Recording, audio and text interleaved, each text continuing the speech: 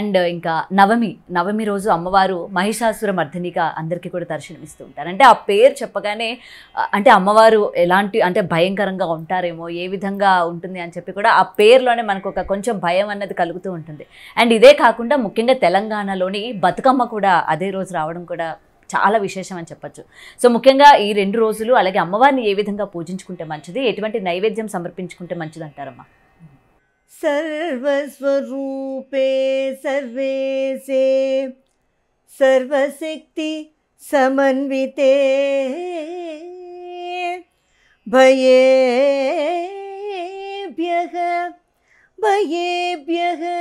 त्राहि नो देवी दुर्गा देवी दुर्गा देवी दुर्गा देवी नमोस्तुते.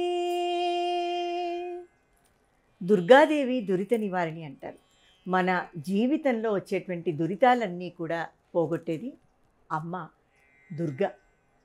కనకదుర్గమ్మ తల్లి ఇంద్రకీలాద్రిపై వెలిసింది కదా, అటువంటి దుర్గాదేవి ఈరోజు మనకి అవతారం ఇస్తుంది. దుర్గగా అవతారం ఇచ్చి అంటే దుర్గా అవతారంలో మనకి ప్రత్యక్షమైనటువంటి అద్భుతమైనటువంటి దర్శనం ఇచ్చి అమ్మ మన దుర్గతి నాశిని, మనకు పట్టబోయేటువంటి దుర్గతిని నాశనం చేస్తుంది. అటువంటి అద్భుతమైనటువంటి అమ్మ యొక్క వైభవాన్ని ఈరోజు మనం చూడొచ్చు. ఏదైనా ఒక కష్టం వచ్చిందనుకోండి, అమ్మ అంటాం. అలాగే దుర్గా అని అంటే పలుకుతుందట. అందుకనే పూర్వం వాళ్ళు ఈ పేర్లన్నీ కూడా పెట్టుకునేవారు. ఈ ఆధునిక పేర్లు వచ్చాక అవన్నీ వెనకబడిపోతున్నాయి కదా.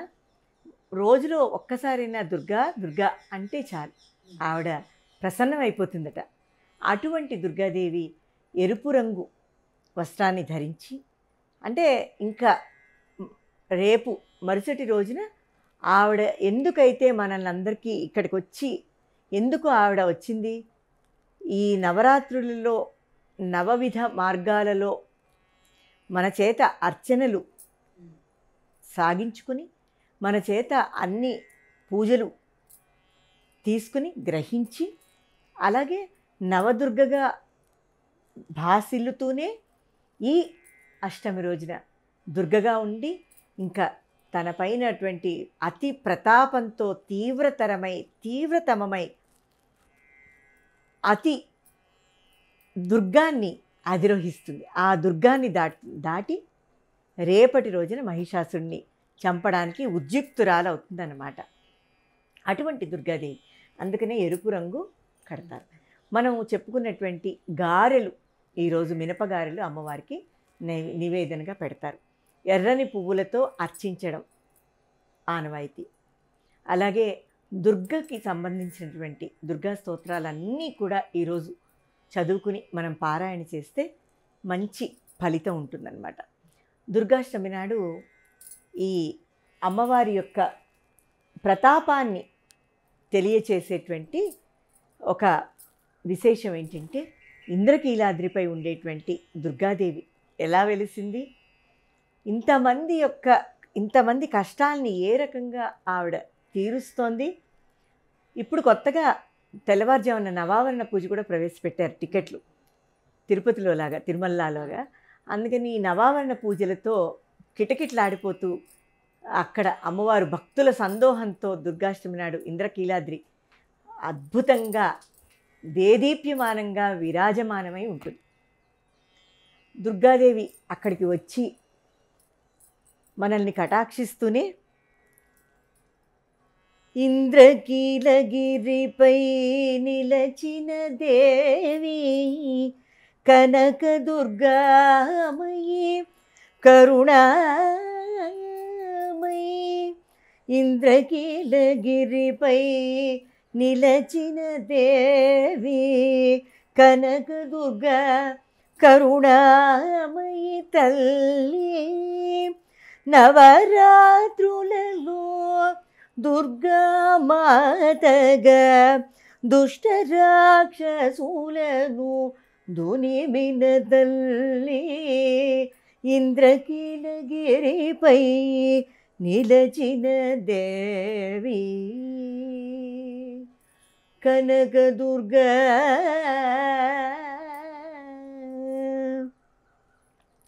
తపము చేసిన యక్షుడు కీలుడు ఇంద్రకీలాద్రి కీలుడు అనేటువంటి యక్షుడు అక్కడ మన విజయవాడ ఇంద్రకీలాద్రిపై, అందుకునే కీలాద్రి కొండ కీలుని యొక్క కొండ అయిందనమాట.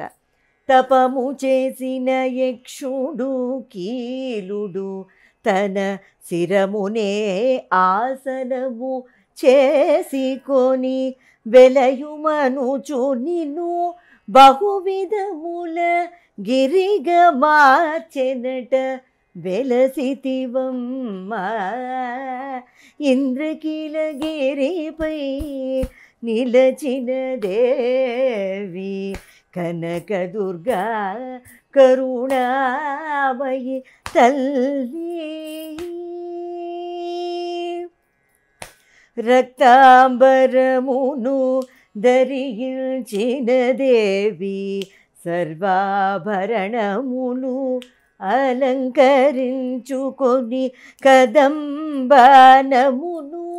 నివేదన గైకొని వేల్పుల తల్లి దైత్యహారిణి దేవి ఇంద్రకీలగిరిపై వెలసిన కనకదుర్గా దేవి నవశక్తులను నీలో నింపిన సింహవాహనవైన శక్తి రూపిణి మహిషాసురుని మర్దంది తలచిన విశ్వరక్షణి కాశ్యప వినుదే ఇంద్రకీలగిరిపై నిలచిన దేవి కనకదుర్గా కరుణామయీ తల్లి కనకదుర్గా ఇంద్రకీలాద్రిపై వెలసిన కనకదుర్గా నమోస్తుతే.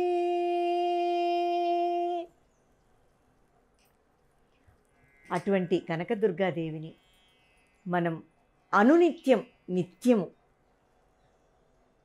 సర్వకాల సర్వావస్థలయందు తలుచుకుంటూ మన జీవన విధానంలో నిత్యానుసంధేయంగా భావిస్తూ మనం అందరం కూడా ఆ అమ్మని ప్రార్థిద్దాం, తరిద్దాం. ఆశ్వేజ నవమి రోజున మహానవమి అంటారు, గొప్ప నవమి. ఈరోజు అమ్మ మనకి మహిషాసురమర్దినిగా దర్శనమిస్తుంది. చాలా శక్తివంతంగా, చాలా తేజస్సుతో అలా అమ్మవారు తీక్షణంగా ఉంటుందన్నమాట. ఇటువంటి అమ్మని మనం దర్శనం చేసుకుంటే మనలో ఉండేటువంటి అరిషడ్వర్గాలన్నీ కూడా తొలగిపోతాయి. అమ్మవారికి కాఫీ రంగు, నీలం రంగు వస్త్రాల్ని ధరింపచేస్తారు అని సర్వసాధారణంగా అలా ఉంది. అయితే ఇక్కడ అమ్మవారికి చక్కెర పొంగలి నివేదనగా ఇస్తారు. ఎరుపు, పసుపు, సంపెంగలు, కలువ పూలు, తామరలు, ఇంకా అన్ని ఇంకా ఉపచారాలు ఉధృతం అవుతూ ఉంటాయి. ఇంకా ఇక్కడికి వచ్చేటప్పటికి అమ్మవారికి అన్ని పూజలు చేస్తారు, నవావరణార్చన చేస్తారు, చండీయాగం చేస్తారు. చాలా తీక్షణమైన చూపులతో, చాలా క్రోధాగ్ని వెదజల్లుతోందా అన్నట్టు ఒక శూలాన్ని పట్టుకుని అమ్మవారు మహిషాసురుణ్ణి చంపడానికి సింహవాహనం నుంచి దిగి ఉద్యుక్తురాలవుతుంది. అటువంటి రోజు చంపినటువంటి రోజు అన్నమాట. అందుకని ఏదైనా ఒక దుష్టశక్తిపై ఒక సత్యాన్వేషణ జరుగుతున్నప్పుడు చెడుపై ఒక మంచికి జరగబోయే విజయానికి ప్రతీక ఈ మహిషాసురమర్దిని యొక్క స్వరూపం అని మనం తెలుసుకోవచ్చు. సృష్టి స్థితి వినాశానా శక్తిభూతే సనాతనీ గుణాశ్రయే గుణమయీ నారాయణీ నారాయణీ నారాయణీ సృష్టి స్థితి వినాశనాం శక్తిభూతే సనాతనీ నారాయణీ నమోస్తుతే అంటుంది మార్కండేయ పురాణం.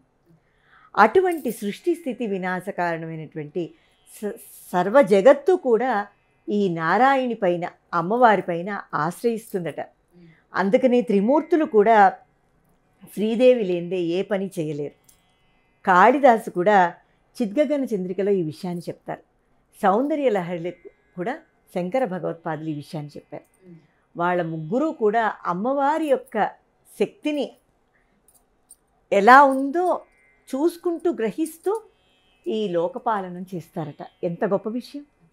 అటువంటి అమ్మవారిని మనం ఈ మహిషాసురమర్దినిగా ఈరోజు చూస్తాం. దాసు శ్రీరాములు గారని మన కృష్ణా జిల్లా తోట్లవల్లూరు వేణుగోపాల స్వామి ఉండేటువంటి తోట్లవల్లూరు గ్రామంలో వారు ఉండేవారు.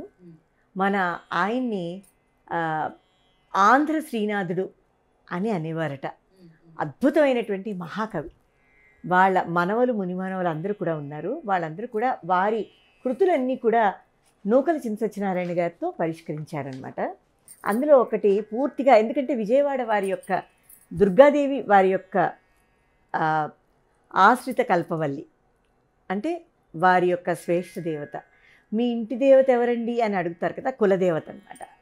అందులో ఆయన ఎంత బాగా రాశారంటే, మాయమ్మ మహిషాసుర మర్దనీ జననీ మాయమ్మ మహిషాసుర మర్దనీ జననీ మాయమ్మ కాయజరి గేయిని భవానీ మాయమ్మ మహిషాసుర మర్దనీ జననీ ఓసి పరాశక్తి ఓంకార రూపిణి ఉల్లమందు నివసించు మోదమున దాసు రామకృత వాస వినోదిని దేవి మాయమ్మ మహిషాసుర మర్దనీ భవానీ మాయమ్మ మహిషాసుర మర్దనీ దేవి.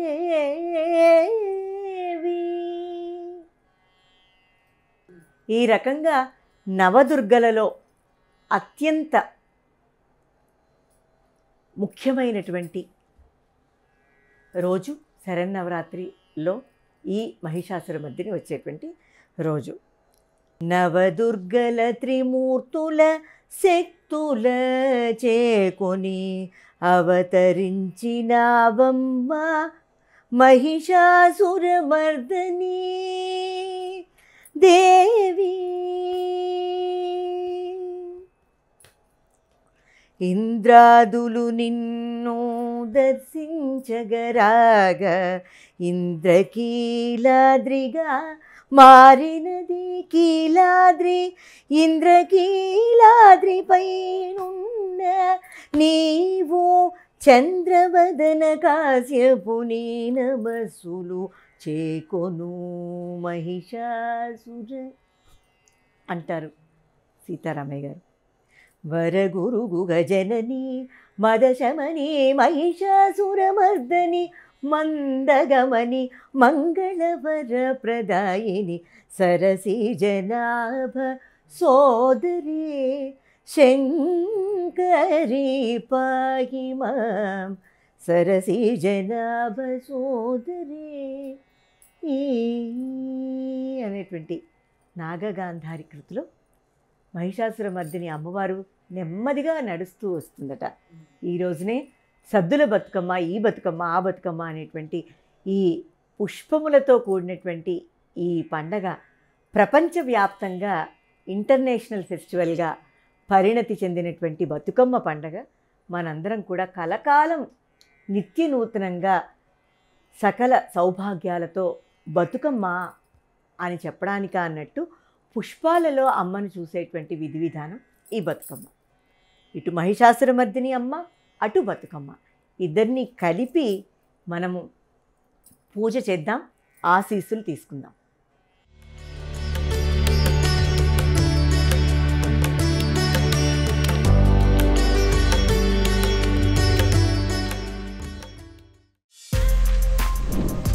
For more videos like this, subscribe Big TV channel.